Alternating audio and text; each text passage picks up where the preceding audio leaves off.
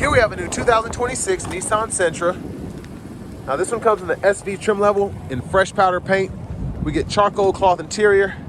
For the powertrain, we get a 2-liter naturally aspirated 4-cylinder engine made into an Xtronic CVT that gives us 149 horsepower, 146 pound-feet of torque. As we come around to the front end here, we do get our LED headlamps along with the LED daytime running lights. This one has, I believe, the convenience package, which also throws in the LED turn signals. And I love this front facer. They really did their thing there, making it look more like the Murano, more like the Aria, just that newer, futuristic front fascia. Down here to these wheels, these are going to be 16-inch alloy. We get passive keyless entry on the front. And then to the door panel here, we get one touch up and down on the driver's side, regular power windows on the other 3 doors, rear window lockout there, and then we have our power mirror controls, power door lock controls, blind spot monitors are in the side mirror. And even though this is more of a simplistic door panel, I actually like the kind of two-tone look there, almost like a fake carbon fiber there. And I like how Sentra's imprinted on the panel itself.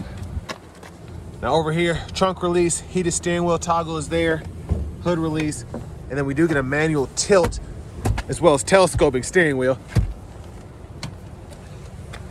But here's our manual 6-way seats. We can pump the seat bottom up or down, the seat back, forward and back, and the seat bottom we can move front to back as well. But I want to give a huge thanks to Nissan of Cool Springs here in Franklin, Tennessee for allowing me to review this car today. I'll leave a link below in the description. If you're looking to find the best price on one of these closer to home, click that second link down below. It takes just a minute to fill out your information, and I'll make sure the local dealers are fighting to get you the best price on this or whatever new vehicle you might be interested in. Now this one stickers at 27010. Fuel economy numbers are there.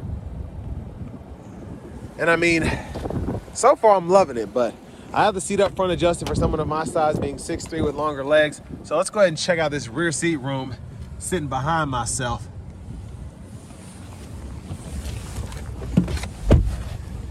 I mean, it's a compact car. I'm impressed. So I can sit back here. My hair is just barely brushing the headliner here, but nothing terrible. You get one USB-C charge port there. There's a look at the front from back here. Now this one with the convenience package, as well as the optional sunroof, we get that there, and a few other features. These LED lights are nice. But I mean, honestly, I think it's a pretty nice car for the money. Again, being under 30 grand for a vehicle like this, especially one that looks this nice, it's very impressive. Child locks are on either door in the back. We're gonna go right to the trunk area here. Now there is a release right here if you want to do that from the back, but then there's also that one in the front as well as one on the key fob. But there's a look at the cargo space here, pretty good. You can hit these on either side to release the seat up front. And you have a tire inflator kit there. Gosh, I'm sorry if that wind noise is coming through. I'm freaking freezing out here. But there's a look at that back end. Really like that. Really futuristic there. Very, very modern. There's your exhaust on the left side. Now as for the fuel filler, capless there. Take regular just fine. And then to this door panel, or to the rear passenger space, excuse me. Can't think straight with this freaking wind. You can fold the seat down, run longer objects through to the front. Top tethers are integrated behind the seats themselves in the back. And then your lower anchors are poking out right there.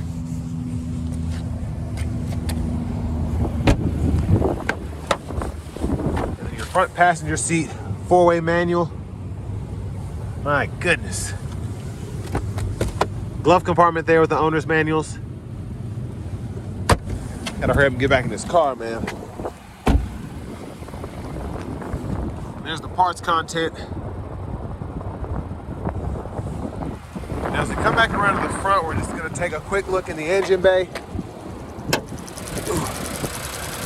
But there's that 2-liter naturally aspirated 4-cylinder. It looks kind of different compared to what I'm used to seeing. I wonder if it's because the cover's not on, I don't know. In the older Sentras, it didn't look like that. At least I don't remember it looking like that, but.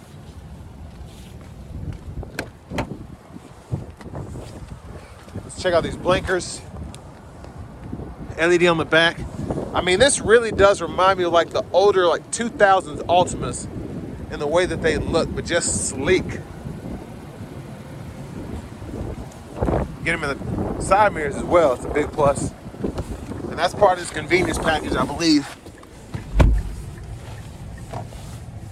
But nice leatherette steering wheel here.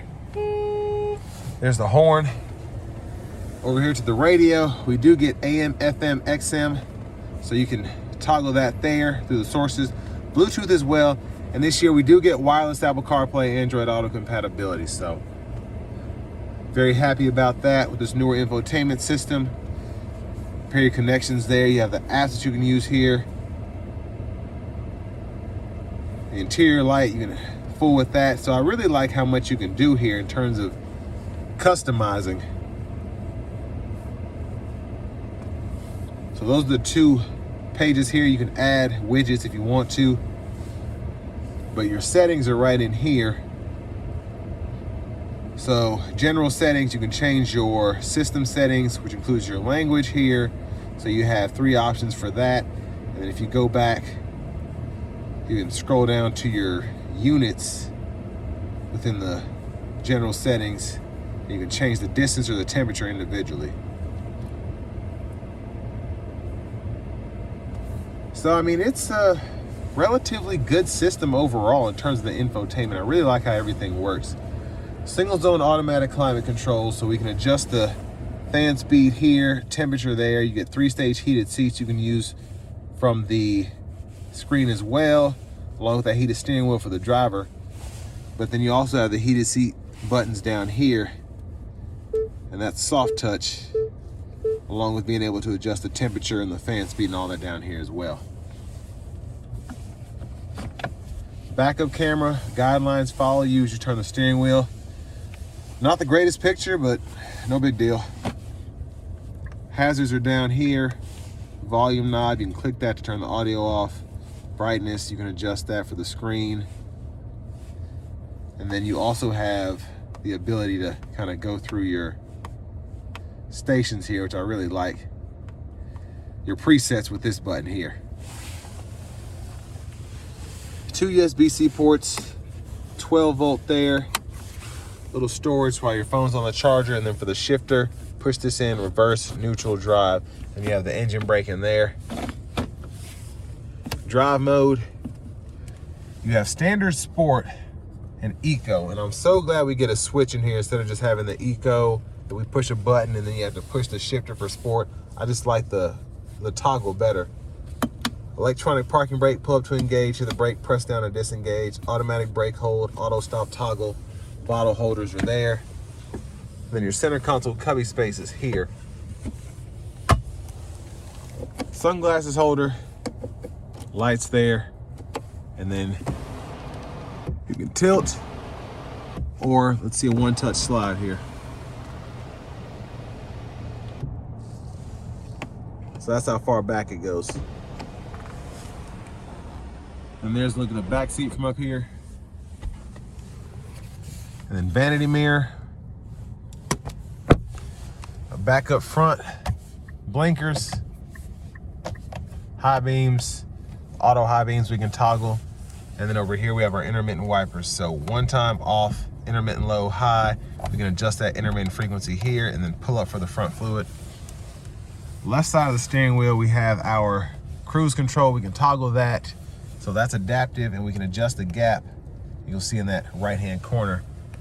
We use this button here, set the speed, or set the cruise, resume, and then choose the speed, cancel there, volume down, volume up.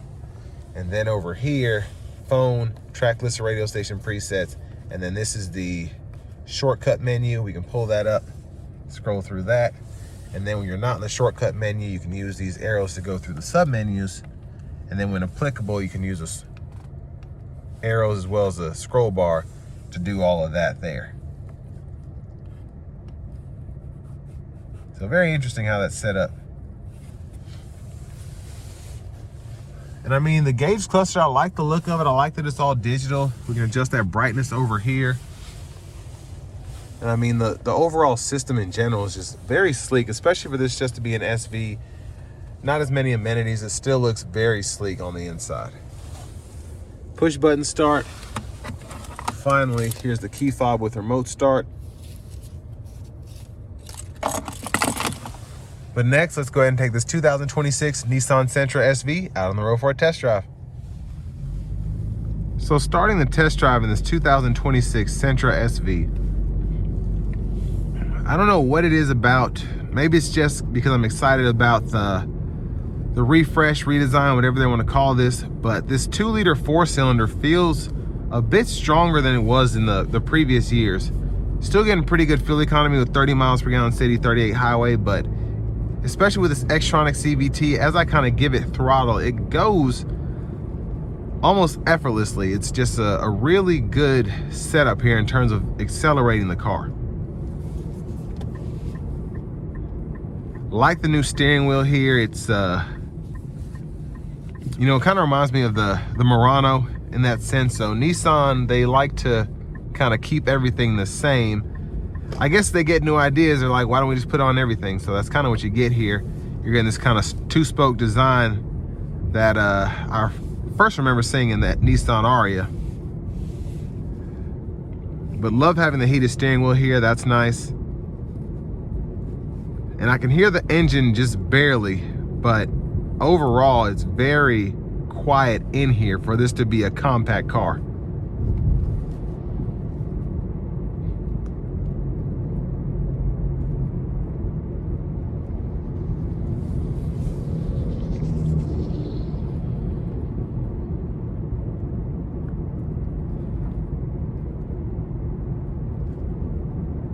I mean, it's very nice coming down the street here.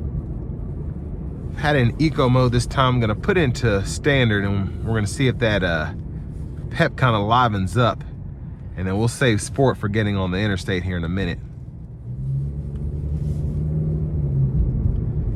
Yeah, especially after you come out of a stop, it's a more linear power curve in that standard as opposed to the eco, which is what you expect, but it feels really good. Now with these CVTs, you always want to kind of find a sweet spot for it. Flooring it doesn't necessarily give you maximum pull, if that makes sense. So you kind of want to find that sweet spot with the CVT.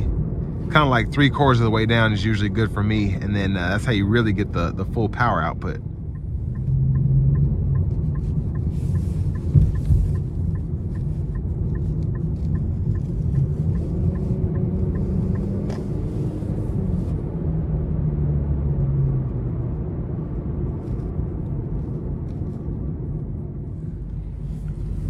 So in standard mode now, we're gonna go ahead and put it into the sport mode.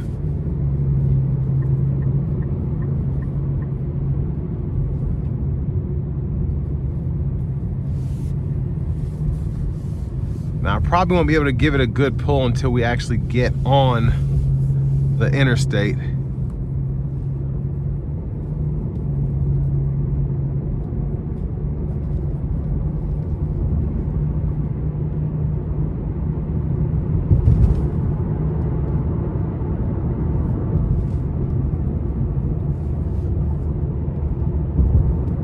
Here we go.